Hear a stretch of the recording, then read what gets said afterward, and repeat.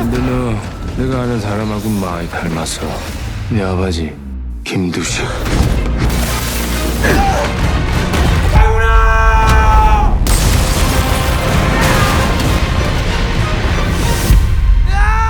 오늘의 무빙 띵크야. 오늘은 스포일러 싹 뺀 무빙의 리뷰. 이번 영상에서 엔딩에 대한 스포일러, 관련 내용들은 일절 언급할 수 없으니 이 스포 표기하시고 댓글로 떠들어주시면 좋을 것 같고요. 자, 그럼 지금부터 무빙의 모든 비하인드, 드라마 속 미친 디테일과 복선, 원작의 떡밥과 이스터 에그들까지 아주 그냥 싹 다 확인해보도록 하겠습니다. 꽉 잡자.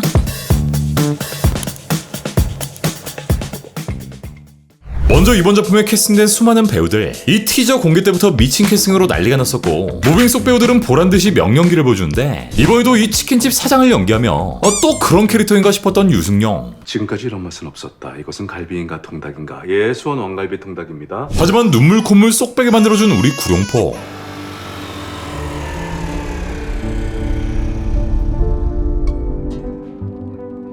그냥 폭풍감지 그 자체를 보여준 김두식. 후반부 엄청난 존재감을 보여준 북한 기력자들, 그리고 우리 동근이 형까지 이 수많은 배우들의 멋진 연기로 띵작이 탄생합니다. 이번 무빙 속 숨은 조연들의 재밌는 썰들을 확인해보면, 먼저 이강훈의 엄마이자 재만의 아내로 등장한 신윤영. 윤영을 연기한 건 배우 박보경으로 바로 우리 마약반 구룡포의 후배. 시내버스가 잡았다며. 마을 버스였어! 양념? 무슨 양념? 세상 치킨에 파는 양념이란 사실을 망각했다. 아무 양념이나 해. 내가 알고 있는 양념이라고는 우리 가게 왕갈비 양념밖에 없는데. 그거 하면 되겠네. 또 흑룡파의 오른팔인 위성라, 배우 진성규의 아내였다는 사실. 박보경은 한예종 연극원 출신이자 진성규는 오랜 기간의 연애 끝에 결혼에 꼬린, 벌써 결혼한 지 13년차가 되는 부부이기도 합니다. 개인적으로 이 성규 형도 시즌2에서 얼굴을 볼 수 있었으면 좋겠네요. 또 이번 작품 속 북한의 기력자 배제야, 이 배제약을 연기한 건 배우 김다연. 김다연은 라떼 최고 전성기를 누렸던 밴드 99년 데뷔한 야다의 서브 보컬이자 베이스로 2003년부터 뮤지컬과 다양한 작품들에 출연한 베테랑 뮤지컬 배우이기도 합니다. 김다연은 개원예고를 거쳐 단국대 연영과를 졸업했는데 고딩 때부터 친구가 바로 조승우, 둘은 거의 30년 가까이 되는 절친이고요. 때문에 둘은 야다의 보컬 오디션에 함께 지원했고 최종에서 조승우가 떨어지고 김다연이 붙었다고 합니다. 무빙의 히어로 중 한 명이라고 해도 과언이 아닌 이분. 바로 버스를 3대나 해먹은 버스맨을 위로해줬던 이 버스기사. 이분은 많은 작품에 출연하신 배우 이동용으로, 이동용은 유해진과 극단 시절을 함께했고 이때 조명 기사로 일하면서 무명 배우들보다 조금 더 돈을 벌었는데, 당시 빵 하나 사 먹을 돈 없었던 유해진을 위해 먹을 것도 사주고 많이 챙겨줬다 하죠. 그냥 생활 연기였어. 무빙 속 장주원과 마주했던 이 캐릭터, 이 노노를 붙여가며 어설픈 경상도 사투리를 썼던 폼파리 문신남, 바로 우차사 출신의 개그맨이자 배우 윤진영이기도 한데, 장주원은 여기서 아가리를 쭉 째분다라는 말을 꺼냈고 이후 에피소드에선 진짜 아가리를 째버리고요. 이번 무빙에서 차태현이 연기한 버스맨, 아니 번개맨은 실제 EBS 모여라 딩동댕의 번개맨인데, EBS의 협조로 이 번개맨의 캐릭터를 그대로, 공연 장면에선 실제 번개맨의 찐팬들이, 또 실제 번개맨 속 출연자들이 그대로 등장합니다. 우리 남산 돈가스집의 사장 이미연을 연기한 한효주는 이 청력까지 연기하기 위해 평소 귀를 움직일 수 있는 자신만의 특기를 이용해 카메라가 귀를 줌인할 때 일부러 움직였다 하고요. 무빙 속 가장 애절한 캐릭터 중 하나, 구룡포의 아내 황지희가 무협지 얘기를 하는 장면에선 주인공의 이름을 곽씨라고 강조하는데, 이 황지희를 연기한 배우가 바로 곽선영, 그러니까 본인이 곽씨였기 때문에 배우 개그를 친 장면이죠. 주거로 무빙 속 등장했던 다양한 떡밥들, 강풀 작가가 심어놓은 다양한 복선과 떡밥들을 확인해보면, 무빙 7화 속 33분 32초 이 봉석이가 하교를 하는 버스에서 횡단보도에서 시위를 하고 있는 한 아저씨가 보이는데, 이 아저씨가 들고 있는 판넬엔 싱크홀의 사진, 그 옆엔 죽을 사자가 빨간 글씨로 쓰여있고 빠져야 책임 어쩌고라고 써있는 문구를 볼 수 있습니다. 이후 35분 40초 정고의 학생들이 운동장에서 축구를 하는 모습,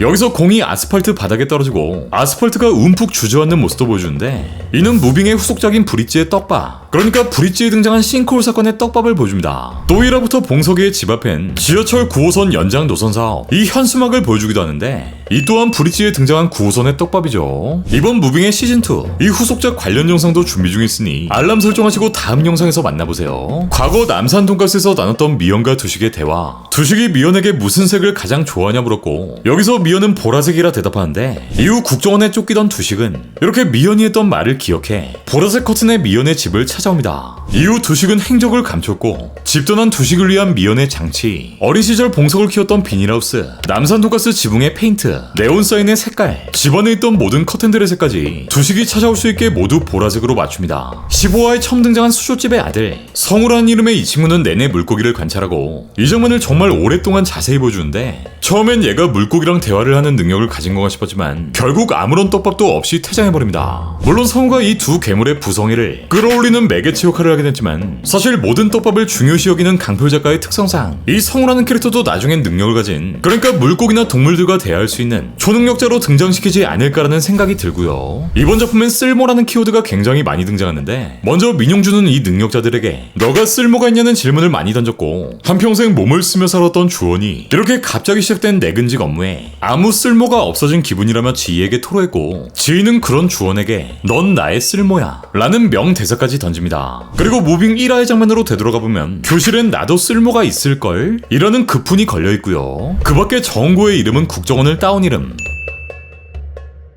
장주원의 출근길, 매일 꺼지던 센서 등을 황지희가 켜주다가 이 황지희가 죽고 난 뒤엔 어린 희수가 센서 등을 대신 켜주고, 또 우리의 버스맨이 폭주를 한 장면, 요 정류장엔 번개 주의가 등장하죠. 이 밖에 여러분들이 새롭게 발견하신 떡밥, 무빙 속 이스터에그나 복선들을 발견하셨다면 이 댓글로 제보 부탁드릴게요. 개인적으로 전 이번 무빙을 보면서 강풀이 괜히 이 작품을 4년 동안 준비한 게 아니구나, 진짜 대단하다 다시 한번 느끼게 되었습니다. 정말 군더더기 없는 스토리의 복선과 떡밥들까지 이 정도면 진짜 K-팝을, 아니 그 이상이 될 수도 있을 것 같다는 생각이 들었고요. 이번 무빙이 이렇게 대박을 쳐버리면서 강풀 작가의 또 다른 웹툰 무빙을 시작으로 브릿지, 타이밍과 어게인 등 이 작품들의 매출과 조회수가 폭등하기 시작했고, 브릿지의 매출은 평소에 24배, 타이밍은 16배, 어게인과 아파트는 11배, 조명가게는 5배까지 그야말로 엄청난 파급 효과를 보여줍니다. 어우, 나도 다시 한번 정주행 가야겠다. 이렇게 띵작을 탄생시킨 이번 작품의 감독 박인재 감독이 직접 재밌는 에피소드를 공개하는데, 박 감독은 영화 모비딕, 특별시민, 넷플릭스 킹덤 시즌2까지 무려 10년 이상 연출을 해왔고, 지난주 무빙에 대한 새로운 인터뷰를 진행합니다. 박인재 감독은 처음 무빙의 연출을 제안받았고 뒤이어 강풀 작가의 시나리오를 건네받았는데, 박 감독의 세대 자체가 출판 세대다 보니 사실 웹툰보다 익숙했던 건 만화책 때문에 이 무빙 자체를 아예 몰랐다는 거, 또 원래 박 감독이 연출하던 이런 어두운 작품들과는 달리 이번 무빙에선 하늘도 날고 이렇게 몽글몽글한 사랑 이야기가 나오기에 이런 작품이 취향에 맞나 싶었지만, 본인이 부모가 되면서 생겨나는 감정들을 통해 이번 무빙의 각본이 마음을 울렸다고 하죠. 이번 무빙을 연출하며 어려웠던 점에 대해선 관객들은 이미 마블 영화, 엑스맨 영화들에 익숙해져 있는데 편당 1000억씩 쓰는 마블을 도저히 따라하긴 힘들었고, 그에 따라 더 독창적인 방법을 찾기 위해 더 많은 시간들을 투입해야 했다는 거. 네, 그렇게 나오게 된 멋진 장면이 바로 구룡포의 요런 씬이 아닐까 싶고요.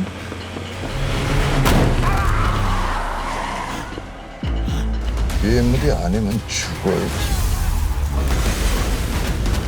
이러한 과정에서 박 감독 또한 많은 부분들을 배웠고 또 수많은 시행착오도 겪었다고 하는데, 추가로 이번 작품의 주인공 너무나도 멋있게 등장한 우리의 김두식, 우리 인성이 형의 장면 같은 경우 원작처럼 욕도 더럽게 하고 이 머리도 지저분해야 했지만, 이면은 내가 처리할 거야. 이건 인성이 형 잘못이다.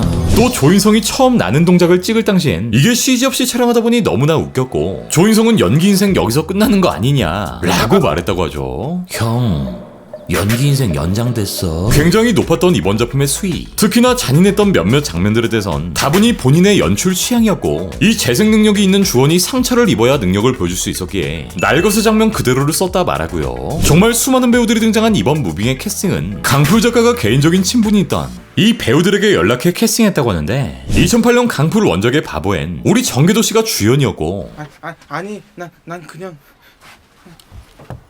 2012년 이웃사람, 여기엔 우리 꼬질꼬질한 이재만 씨가, 어이? 어이가 없네, 개새끼가. 저 칼빵이 있네. 하나, 둘, 셋, 넷, 다. 야, 6학년이냐? 차 빼, 이 개새끼야, 바빠.